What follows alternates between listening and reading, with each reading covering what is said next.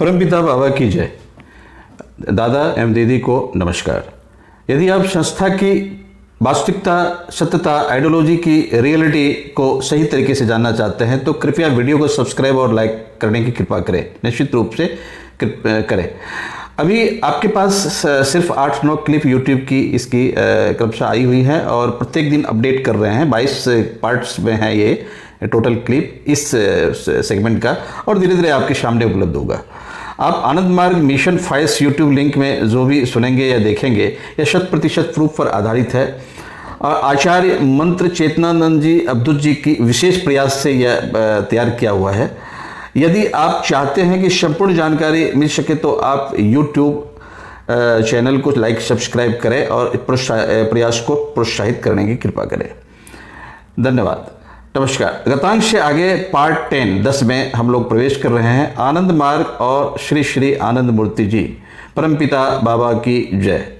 Part 9 में तत्कालीन प्रधानमंत्री श्रीमती इंदिरा गांधी ने सरकारी एजेंसी सीबीआई बोलने से एक वर्ड आता है पिंजरे का तोता, सीबीआई का दुरुपयोग कर आनंद मार्ग के संस्थापक श्री श्री आनंद मूर्ति जी संस्था के पूर्णकालिक कार्यकर्ताओं एवं गृही सदस्यों के साथ साथ पूरी संस्था को ध्वंस करने के इरादे से झूठे मुकदमे, शारीरिक और मानसिक प्रताड़ना देने की हर संभव कोशिश की, लेकिन आशानुरूप सफलता नहीं मिलने के कारण उनके अंदर एक खीज पैदा हो गई।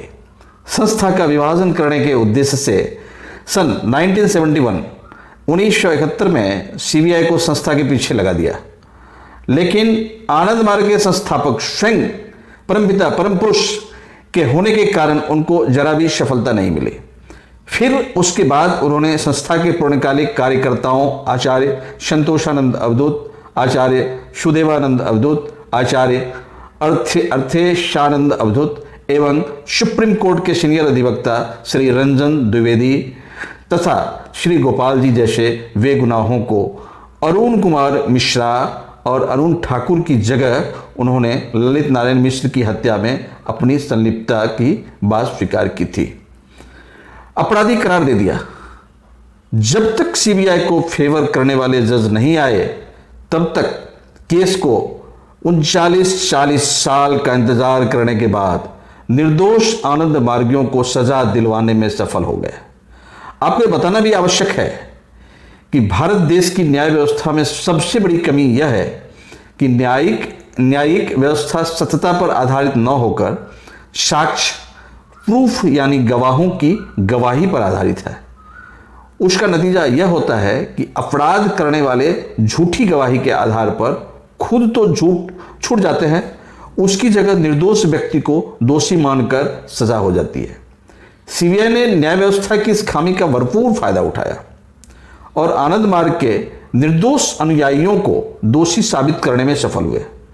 तमाम कमियों के बावजूद प्रधानमंत्री श्रीमती इंदिरा गांधी के अंदर कुछ प्रशासनिक गुण भी थे, लेकिन वंशवाद, हिटलरशाही, सत्तामद में चूर, अहंकार की प्रकाष्ठा आदि अवगुणों के कारण वह अपने स्वार्थ के अतिरिक्त कुछ सोच नहीं पाती थी और नैतिकता तो उनमें 1% भी नहीं थी।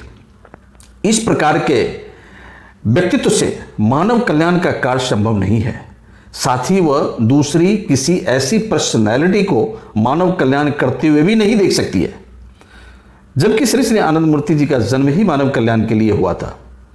श्री श्री आनंद मूर्ति जी ने देखा कि दुनिया के सभी शिक्षण संस्थान सिर्फ इंजीनियर, डॉक्टर, वैज्ञानिक, तकनीकी विशेषज्ञ आदि का ही निर्माण कर सकते हैं, लेकिन अच्छे इंसान नहीं बन सकते हैं तो मानव कल्याण का कार्य कर सके। तो ऐसा इसलिए था क्योंकि शिक्षा का आधार या फाउंडेशन आध्यात्मिकता नहीं थी।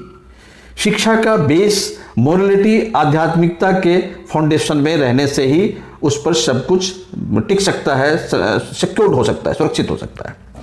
इसी समस्या के समाधान हेतु श्री श्री आनंद मूर्ति जी ने आनंद मार्ग संस्था का गठन किया, जिसका उद्देश्य मैन मेकिंग मिशन, मानव निर्माण था। श्री श्री आनंद मूर्ति जी अपने मिशन में जब सफल होने लगे तब कुछ असामाजिक तत्व एवं विरोधी विचारधारा की संस्थाएं आनंद मार्ग के खिलाफ एकजुट होने लगी और उन्होंने साथ मिलकर श्री श्री आनंद मूर्ति जी एवं आनंद मार्ग को पूरी तरह से ध्वंस करने का प्रयास करने लगे। उनके कुटिल प्रयासों का थोड़ा सा असर आनंद मार्ग संस्था पर अवश्य हुआ, लेकिन श्री श्री आनंद मूर्ति जी के परम पुरुषत्व की वजह से आनंद मार्ग संस्था एवं उनके द्वारा दी गई विचारधारा न सिर्फ जीवित है बल्कि फल फूल रही है, काफी एक्सेलरेटेड गति से फल फूल रही है। आइडियोलॉजी की पावर ऐसा है। ललित नारायण मिश्र की मृत्यु के ठीक 5 दिन बाद 8 जनवरी 1975 को पश्चिम बंगाल के तत्कालीन कांग्रेसी मुख्यमंत्री श्री सिद्धार्थ शंकर रे ने प्रधानमंत्री श्रीमती इंदिरा गांधी को पत्र लिखकर आपातकाल इमरजेंसी लगाने की पुरजोर वकालत की। साथ ही आरएसएस, जमायते इस्लामी एवं आनंद मार्ग को बैन करने का सुझाव भी दिया। सिद्धार्थ शंकर रे के लेटर का लिंक इस पार्ट के अंत में दिया जा रहा है। 25 जून 1975 की मध्य रात्रि में श्रीमती इंदिरा गांधी ने इमरजेंसी लगाने की घोषणा की। इस दौरान संस्था को बैन कर संस्था के संस्थापक एवं कार्यकर्ताओं को जेल में डालकर शारीरिक एवं मानसिक प्रताड़नाएं दी और जब इससे भी मन नहीं भरा तो श्री श्री आनंद मूर्ति जी की जेल में ही हत्या की कोशिश और विफल रहने पर 12 फरवरी 1973 को जेल के डॉक्टर द्वारा जहर देकर मारने की असफल कोशिश की। जब जहर के असर से श्री श्री आनंद मूर्ति जी की तबीयत बिगड़ने लगी तब आनंद मार्ग के द्वारा सुप्रीम कोर्ट के किसी जज द्वारा जहर दिए जाने की जांच की मांग की गई, लेकिन भारत की तत्कालीन सरकार ने कोई रिस्पांस नहीं दिया। इंसाफ नहीं मिलने से नाराज श्री श्री आनंद मूर्ति जी ने जेल में ही अनशन शुरू किया। भारत सरकार के रिकॉर्ड के अनुसार 1 अप्रैल 1973 से शुरू हुआ यह अनशन 5 साल 4 महीने 2 दिन तक चला। अनशन के दौरान वह सिर्फ 1 कप मट्ठा लेते थे ताकि जबरदस्ती उनका अनशन तुड़वाया न जा सके। उसी दौरान 4 सांसद एवं नेता, जिसमें श्री अटल बिहारी वाजपेयी पूर्व प्रधानमंत्री एवं श्री शमर गुहा थे, उन्होंने श्री श्री आनंद मूर्ति जी से अनशन को समाप्त करने की प्रार्थना की। उन्होंने कहा कि बाबा, आपका जीवन अमूल्य है, आपका जिंदा रहना बहुत ही आवश्यक है, आप अनशन को समाप्त कर दें तो बहुत अच्छा है। तब बाबा ने जो उत्तर दिया उसी से पता चलता है कि बाबा असाधारण व्यक्तित्व के व्यक्ति, चारों सांसदों में सबसे सीनियर श्री अटल बिहारी वाजपेयी ही थे जो उनकी तरफ से बाबा से बात कर रहे थे। ऐसे आदर्शवादी महापुरुष जो परम पुरुष भी हैं, उनको प्रधानमंत्री श्रीमती इंदिरा गांधी भला कैसे सहन कर सकती थी। उन्होंने अपनी तरफ से आनंद मार्ग संस्था को ध्वंस करने के लिए जो कुछ संभव हुआ वह सब किया।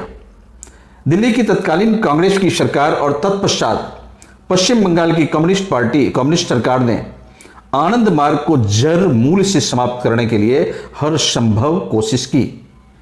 इस कोशिश में आनंद मार्ग के 50 से ज्यादा कार्यकर्ताओं की हत्या हुई, जिसमें 5 मार्च 1967 को आनंद नगर पुरुलिया में 5 लोगों की हत्या और 30 अप्रैल 1982 को कोलकाता के विजोन सेतु पर हुई 17 लोगों की नृशंस हत्या शामिल है।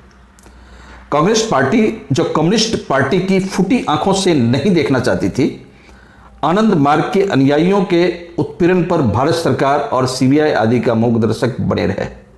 परंतु तमाम उत्पीड़न और प्रताड़ना के बावजूद आनंद मार्ग संस्था, उनके संस्थापक श्री श्री आनंद मूर्ति जी एवं संस्था के अनुयायियों का नामो निशान मिटाने का कांग्रेस और कम्युनिस्ट का सपना बनकर ही रह गया, क्योंकि परम पुरुष बाबा तारक ब्रह्म बाबा आनंद का लिया हुआ संकल्प कभी अधूरा नहीं रहता।